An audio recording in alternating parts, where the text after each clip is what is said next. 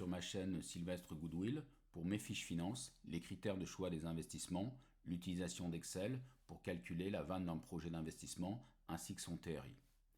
Alors, soit un projet d'investissement dont les flux de trésorerie sont résumés dans le tableau ci-dessous, le coût du capital est de 12%, flux en année 0, c'est-à-dire début de la première année, moins 1500, le décaissement de l'investissement, fin de première année 350 de cash flow, essentiellement d'exploitation encaissée, deuxième année 500, troisième année 800 et quatrième année 1000. On va répondre aux deux premières questions, calcul de la vanne et du TRI. Donc nous positionnons l'investissement de 1500 € en année 0. Ensuite, le flux avec son signe, donc c'est un flux de décaissement, donc moins 1500.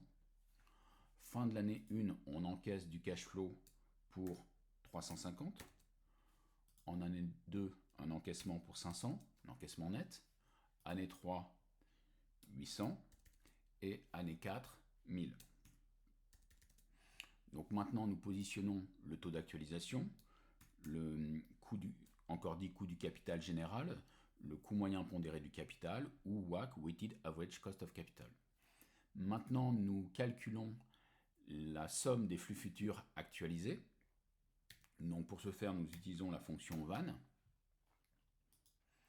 donc qui nous propose entre parenthèses taux, point virgule, valeur 1 jusqu'à une dernière valeur. Donc le taux 12%, nous mettons point virgule. Ensuite, on va sélectionner les cellules suivantes, futures, donc de 350, la cellule C3 à cellule F3. Et donc, ce qui nous donne une somme de flux futurs actualisés de 1916,04 €. Maintenant, nous calculons la vanne du projet. Donc, en quelque sorte, je pourrais dire la vanne vraiment nette, c'est-à-dire la vanne qu'a calculé Excel avec les flux futurs de trésorerie actualisés, sans défalquer I0. Et maintenant, je vais défalquer I0, donc j'obtiens la vanne en finance, la vanne du projet d'investissement. Donc, je vais prendre la somme des flux futurs de trésorerie et je vais rajouter, avec le signe qui est déjà inscrit négatif de décaissement, le flux d'investissement. Donc je rajoute ici plus moins 1500. Donc nous obtenons une vanne pour le projet de 416,04. Et maintenant, nous déterminons le TRI. Donc le TRI va être égal, donc on va utiliser la fonction TRI d'Excel. Donc fonction TRI.